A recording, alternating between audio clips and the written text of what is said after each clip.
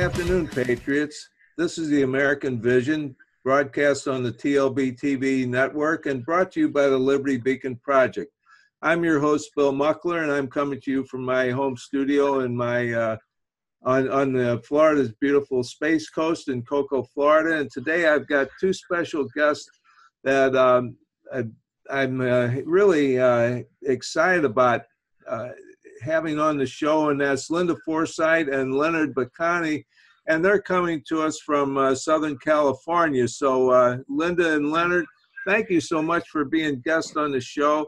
And Leonard and Linda are both involved in a project called Seavine, and I'm going to let them explain that to you all.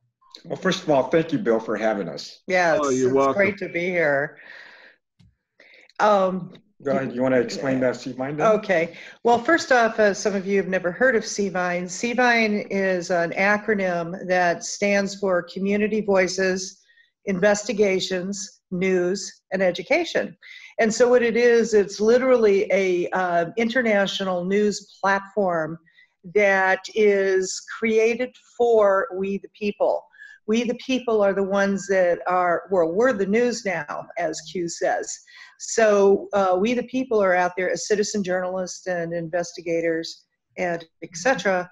are the ones that are reporting on the news. And we have people from all over the world that is doing that. We also, Leonard Bacani and I are the one of the only ones that is reporting on the military tribunals from Guantanamo Bay in GITMO. And we're doing it from when each time the tribunal sessions come around, we do it from Fort Meade military base in Maryland by Washington, D.C., and watch it in a special room via CCTV. It's live stream from GITMO with the same 40-second delay that everyone in GITMO that's there actually sees. And my background is creating Seavine and building it. And Leonard has an interesting background. Well, I'm a retired police officer, first of all, Bill, and I was forced to retire because I medically retired from a stab wound to the chest while on duty with a 10-inch. I took a 10-inch butcher knife into my chest. I did have some near-death experience. That's another story. But I started lurking around Seavine and finding out what's going on. And probably in the last, within the last 2 years, probably a year and a half, I started learning about things that I had no clue about, and it started opening my eyes. And I first started just lurking, observing Seavine and reading the post and whatnot. And as I was learning, I was getting more excited. There was an opportunity where Linda was seeking some investigative help, and I kind of stepped up for her and did some investigations, because that is my background. I have the background in investigations within law enforcement. I'm also a licensed private investigator. I run a company called Homeland Security Services Incorporated here in California. We're a private investigations company. We're a private security company, and we're a state authorized training facility. So with that background, I think Linda and I kind of teamed up for some investigative journalism and then some investigations on the type of projects that we work. And from there, we've been a good team since. And definitely. I'm sorry, what were you going to say, Bill? I was just going to say, it sounds like it's a combination of, of two sets of skills that just complement each other so much. And absolutely. It's so good that you found each other and can work together that way. Well, it's worked out very well. And part of the community voices of the acronym, the C and the V, we have a Facebook group on, it's on Facebook, and it's a group with Seavine where the people, we the people, all come on and we discuss or we debate or we even investigate various news stories. And and through them, we utilize that feedback and put a lot of the information up on the Seavine website on the news site. And so it's we the people that, you know, can see for themselves the vetting process. And because of Leonard, we've got a boatload of private investigators and all sorts of, you know, lawyers and, you know, people of all different skill sets, quite a few in the military, and regular Americans that are all teaming together to start making certain, because they're sick of the fake news coming out, making certain that what's put out there is real. And then we were blessed with approval from the Department of Defense to be able to report on the military tribunals, and that's when things really went through the roof. So you work together, and I guess, you know, you're talking about Facebook and your website. If I'm on Facebook, can I go to your Facebook page and read and see all the things you're doing, or is that just a closed group for the investigators? No. It's literally a news site, but it's a concern. Did I understand the question right? Well, first of all, people can join our Facebook group site. It's Seavine International News Network. So if they punch that into Facebook, they'll be able to join our conversations, group conversations. We also have a website. It's c-vine.com, c-vine.com. And in our website, you can join the forum. And within our website, we have several different channels. And you want to go over that, each one? Well, you know, they can check it all out for themselves. It's far above and beyond just reporting the news on the website. There is a forum where you can discuss there if you're not Facebook aficionados. So, you know, and it is international, and there's an entire education forum, you know, for teaching and so on. So it isn't just reporting the news. Then we have a section on the news section that goes into depth about what's going on with the military tribunals. It gives all the names of the people being tried. And what has been happening, you know, the last couple of times. Tell us a little bit more about the military tribunals, because this is something that I'm very interested in, but I confess probably don't know very much about. Well, let me just say that I found, or at least one of our readers had located a press release from the Department of Defense asking for or invitations to cover the military tribunals for media, but I found that kind of peculiar. Why would the Department of Defense send out a press release asking for media to cover military tribunals when you have the mainstream media, and all it takes is one fax or one email to get the word out? That's their normal channels. But what it seems like what's happening is they're going through the Department of Defense, because that is their jurisdiction of the military tribunals. That's where it's occurring, through the military. But why would they go through that channel? It occurred to me that President Trump doesn't want mainstream media because he's already declared that mainstream media is the enemy of the people. They have been complicit in hiding the crimes of the deep state, and President Trump made it clear he does not like mainstream media, he does not trust mainstream media, and he doesn't want to work with mainstream media. So that leaves us with alternate media, and that's the citizen voice.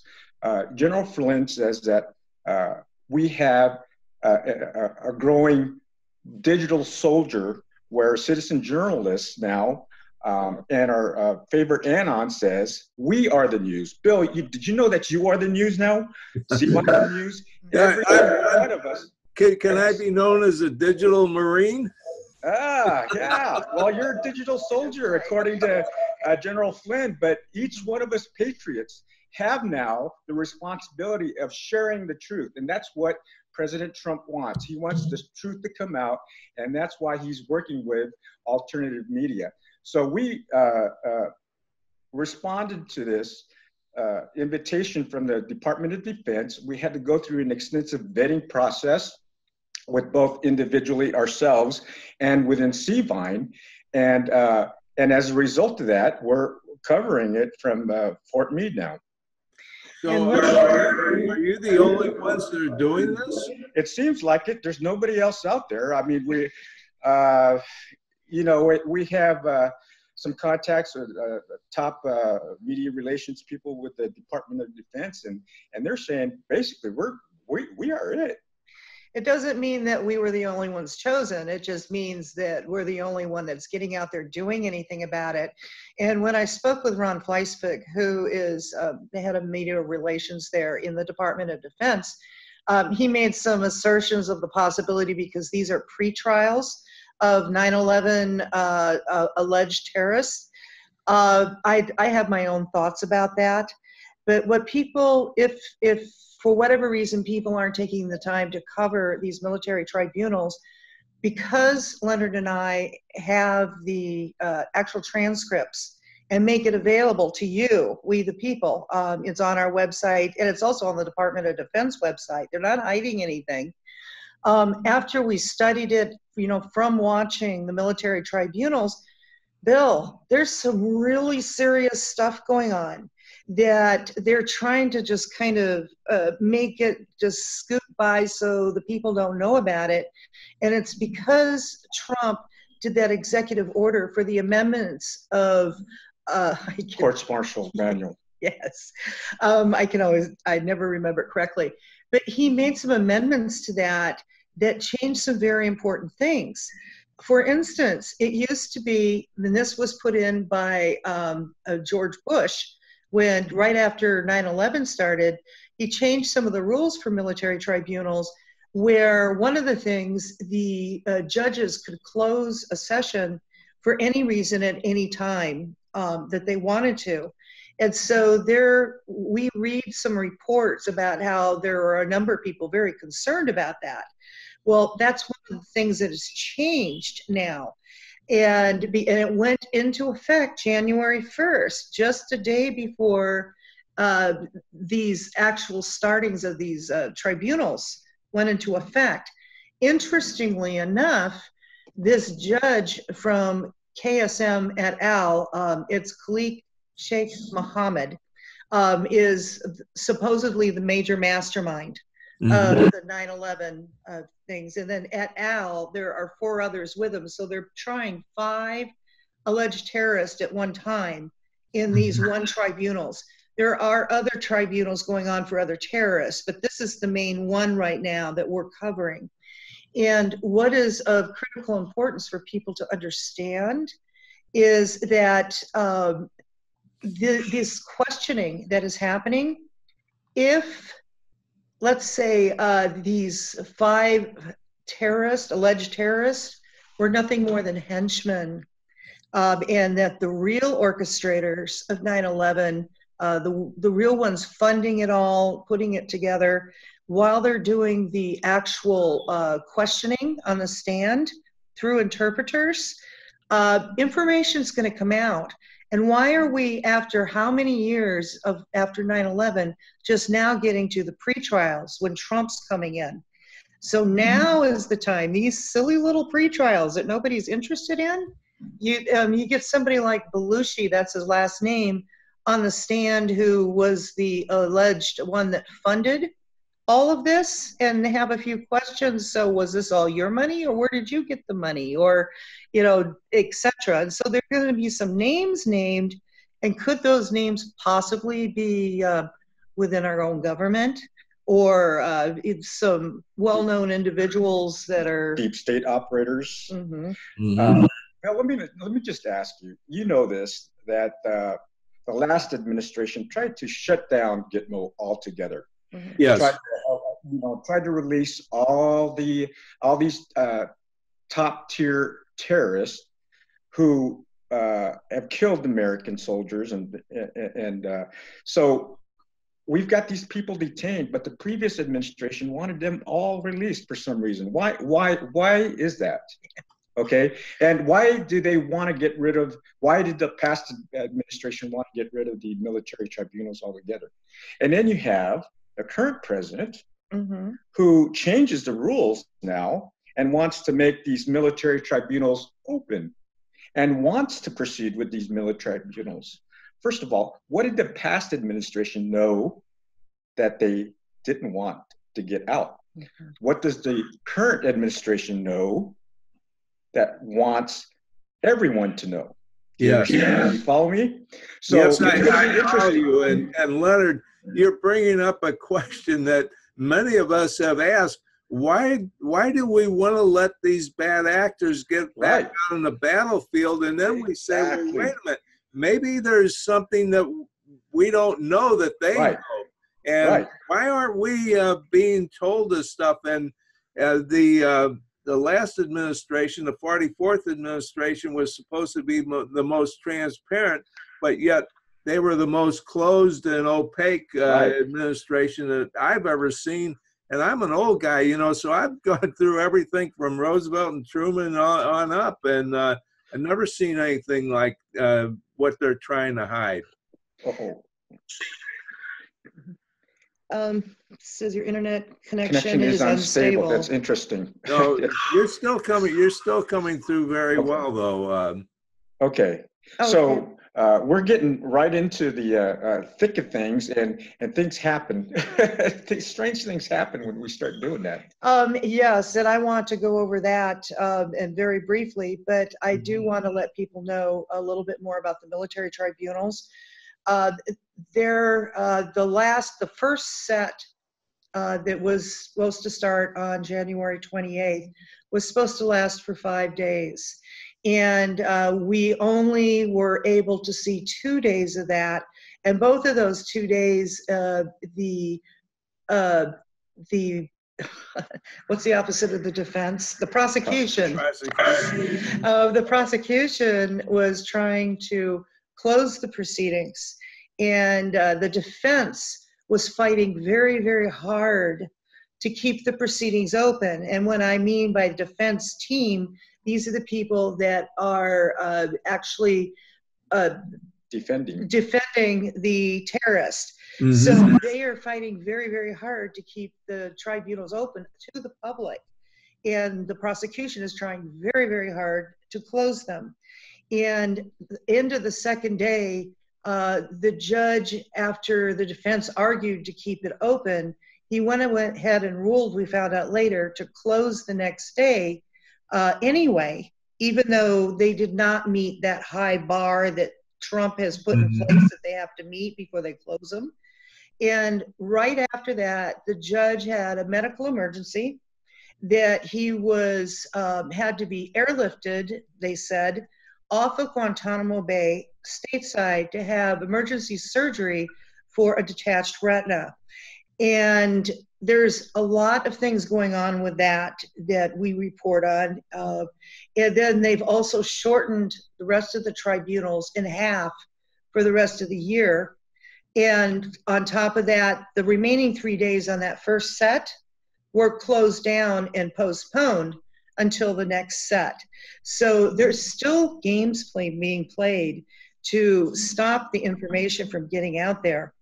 But that being said, and I know we have a very limited amount of time, I think it's important that your listeners hear and know about this next thing that I'm going to be bringing up. And I talked to you about that earlier. Because we are reporting on the military tribunals and we are providing fact and the transcriptions specifically from the Department of Defense to back up everything that we're saying as being factual, we've had all sorts of interesting things happen to us. We're just lone citizens journalists, you know, we're nothing, we're nobody. And because we're reporting on this, all kinds of strange things have been happening, you know, internet technology wise and etc. But the biggest thing happened a couple of days ago, and I made up a news report to explain it and also provided the pictures and source to back up everything that I'm saying. Do I have your permission, Bill, to read it? Yes, absolutely. Hopefully you can, I've sent you the link. So on your end, if your people can put this up so they can see actually the pictures of what I'm going to be talking about. Is that possible? Yes. Okay. Title of it is The Saga of the Deep State and Lone Citizen Journalists. Patriots are silent no more. Okay, as Leonard, Bacani, and I are working hard in setting up an international news and education network that involves the direct participation of we the people, the outpouring of support has been enormous. The fact that we are also directly watching and reporting the KSM et al. Military Tribunals, that's the abbreviation for what they're called now, that are being live streamed by way of CCTV in Fort Meade military base in Maryland, has also brought massive amounts of patriots our way. And you can see all the detailed reports, the transcripts from the tribunals, and education pieces on the c-vine.com website. You can just look under the heading. It says Military Tribunals. It's up in the taskbar. But anyway, we must be getting under the skin of the deep state because an ongoing saga of attacks has been in full effect, attempting to censor or silence us. No, it's not going to happen. Sorry. There are now an army of patriots volunteering, reporting, and helping us, such as you, Bill, to get the word out. Silent no more. That's why I'm doing a special report, and this is why you're going to find this of interest. The latest saga has been with our C-Vine International Foundation, which is a charitable trust account, and that is actually blatantly being messed with. For the purpose of transparency, we're giving you a full visual of what has been happening.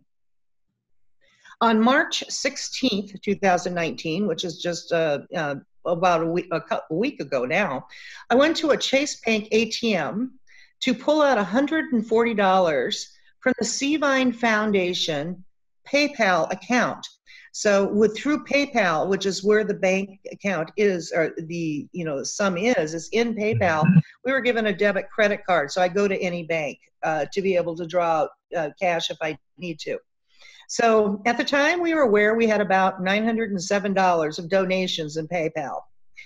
And I received my ATM receipt after I pulled out my money, and I just about had a seizure because the amount balance showing, on the receipt, and there is a picture of the receipt that you will be able to see when you post this, was $16,907. So I thought, well, great, we just received a $16,000 donation. So I took a picture of the receipt and the actual ATM screen and sent it over to Leonard. He checked the PayPal account online and it didn't show anything, nothing. So I thought, all right, maybe it just hadn't applied yet and it would show up the next day. Okay, still nothing the next day. So I thought, okay, well, maybe it was just a computer glitch. And this no-show of funds in PayPal continued for another, 3-4 days. So I went to a different Chase Bank across town and to check on the balance, expecting to see the error corrected. Nope. In fact, what I saw was even more mind-boggling. There was now $56,000 sitting in our account. So I checked the PayPal account online, and there wasn't any change from days ago. So I went trotting into the bank and spoke to the bank manager and explained the entire story, and she said it was probably just an ATM malfunction. I reminded her that the first incident happened across town at a different Chase. She then went on to tell me that it must be a problem on PayPal's end. I took her outside with me to a different ATM machine, used the PayPal card with her watching, and well, within that 10 minutes I was talking to her, I lost apparently that $56,000 that was in there. I lost $11,000 in that 10 minutes of conversation, which showed the result of $47,115. So there was activity going on, but still nothing showing on PayPal. She reiterated to contact PayPal again because it obviously wasn't a problem with their bank. Leonard spoke with the PayPal manager, explaining everything, and the manager said it wasn't PayPal because our account showed a normal balance on their end, and he thought it was a system-wide problem with Chase. Oh, brother. All right. So, okay, now I'm on a mission. I'm ticked off. And so I decided to go to a number of banks other than Chase to check the balance and print out receipts out of all of them. So this was the results, and it shows pictures of these that you'll be able to show. First bank, $47,115 at Navy Federal Credit Union. Number 2, $43,805 at U.S. Bank. Number 3, $43,805 at Bank of America. And number 4, $43,805 at Wells Fargo. The Wells Fargo, I didn't show a picture of the actual hard copy receipt, but I took a picture of the screen because for whatever reason, Wells Fargo will not allow you to print out a receipt if you use a PayPal card. But anyway, that being said, okay, so I was on my way to check out another bank ATM when my car mysteriously just died. Boom, dead. There was no hint, there was no warning, and it was running like a dream 5 minutes before. Coincidence? Well, maybe. Bottom line is, I then had to take the time to have the car towed to a mechanic. By the time I was done, it was late evening. By the way, I have since received my car back, and the mechanic said there was absolutely nothing wrong.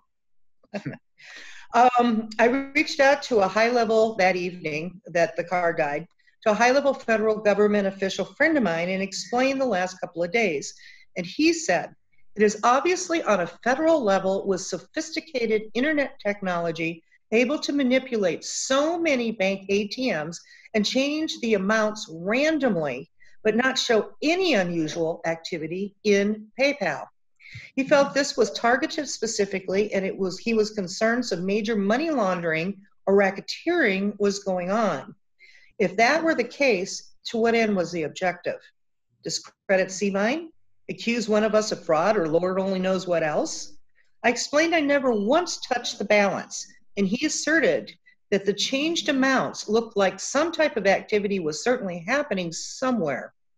Leonard then took the proverbial bull by the horns and contacted PayPal management, armed with all the hard copy receipts, a report on everything that happened with the names of all the bank managers, plus what the official said. The result?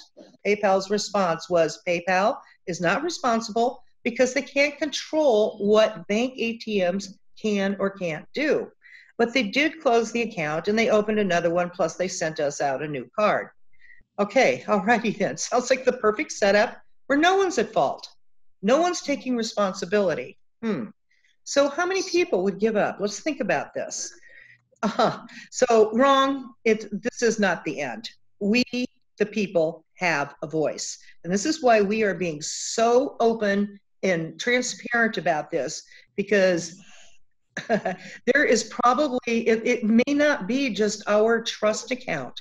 It could be trust accounts all over. PayPal possibly could be the front. Oh, now they can say, well, everything's normal on our end, but in the meantime, all these banks, if there's some sort of internet technology, everything's going on behind the scenes. It could be more than one account where all sorts of things are happening, and nobody's going to take the time or the effort to question past this, because it's like, where do you go? He went. Why don't you give the story what happened? Well, I mean, there was more. I mean, based on that, there was, Linda was preparing the story, and she, just before being published, I mean, so sending it out to our servers to get it published in internet land, her computer died. Not only her computer, her entire internet, both her phone and her computer. When everybody else in that building, their computers, their phones were working perfectly good. But mine went down. So she was to appear on another show a couple hours later, and they had technical difficulties on the other end. It's almost as if nobody wanted this story out.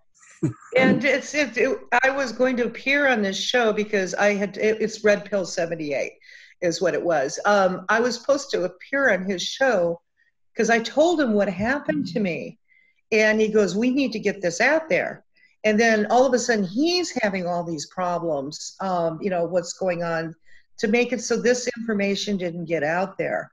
and which was fascinating. So I was able to get in touch with Leonard, and he got into the back end of the website. He got things published. He got it out there, and was able to get things taken care of. But tell them what happened with the FBI. Well, it wasn't the FBI. It was local police. Oh. I tried to report the incident with local police. They sent out a patrol deputy, and basically, a lot went on during that conversation. And I'm glad I noticed that she was wearing a body-worn camera, which is good. That means it recorded the whole incident. Did she know you were a police officer? I told her. I told her. Basically, I'm telling her the story. And I can see her, I'm losing her because it's going way over her head. This is a situation that's beyond her capabilities, number one. She thought he was nuts. And understand it. She's thinking, I'm discussing things that, possible motivation, and I'm just posing questions to her. And then and I can tell I'm losing her. She's just drawing a blank stare at me, and I'm losing her. And I know what she's thinking. And as she says it, I can't go by conspiracy theories. I'm like, okay, I'm just telling you what has occurred. Mm-hmm. And I'm not telling you what, a conspiracy theory. I'm just posing a question to you. Here are hard copy receipts, multitudes of banks all over town. Here are people's, witnessed accounts. Here is what PayPal says is going on in the meantime. Use a little everyday, homegrown, deductive reasoning. Okay. The bottom line is she was not going to take a report. I said, well, what is it a crime to change somebody's account? And she said, yes, but she still wasn't going to take a report. Yeah. Wouldn't that be, that's a federal crime too, isn't it? When you were talking about banks? Here's what I think Chase and Bank of America, Navy Federal Credit Union, those are all nationwide banks. Right. Yeah. Okay. Here's what I think has happened. At a patrol level, she, even though she's probably a very good officer, and there are police officers that spend a lot of time, more time and more energy trying to kiss off a report. We call those people slugs, but I don't believe she was a slug. She's very astute, but I just think she lacked the sophistication, and her mind was not, she could not get her mind around the enormity of the potential of what's going on. And go ahead. No, I was just going to say, so Bill, do you think this is the end of it?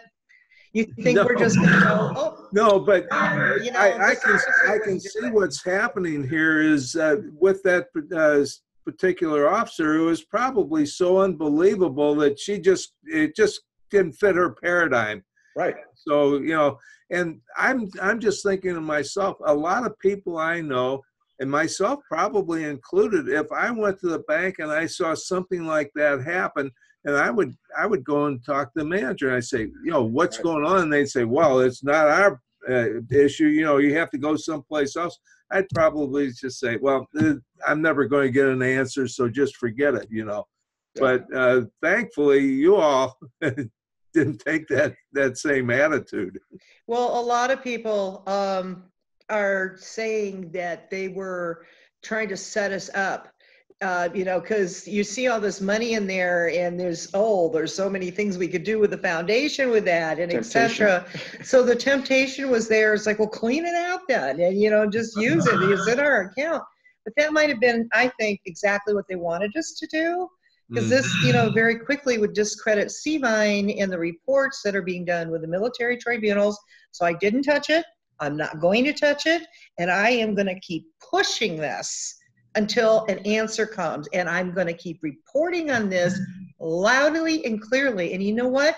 We the people are the news now, If you think this is strange or whatever, please have somebody contact me that will look into this on a federal level. Because if, okay, let's say China's, tapping into our banks and, there's all this money movement going on. Somebody better look into this. And I am not going to shut up, and I'm going to keep reporting this every step of the way.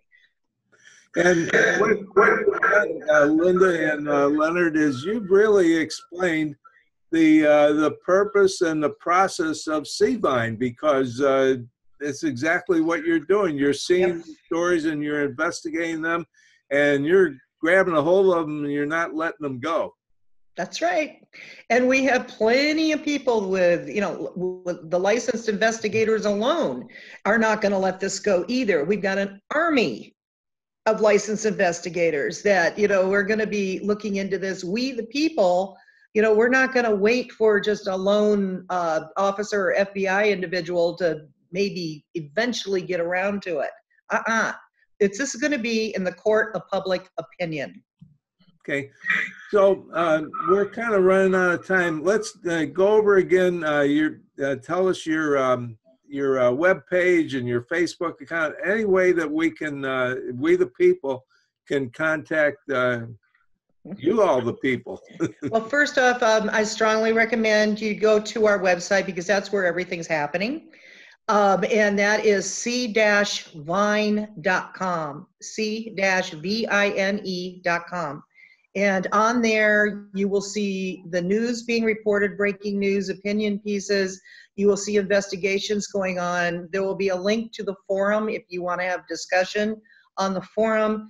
There will be a link to our Facebook group page, where there's also a great deal. We have well over 15,000 people discussing things on the Facebook group page. And also we have YouTube videos that we've been doing. We also have that YouTube site, which is C-Vine News Network on YouTube. You can go to our channel there and listen to all the tribunals. On the actual website page, on the top of the taskbar, there is a section that says Military Tribunals.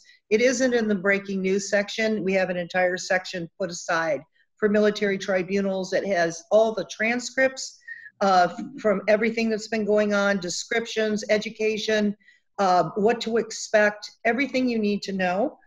And then also, and this is something I'm requesting, that in the taskbar at the top, we do have a donation page that goes to PayPal.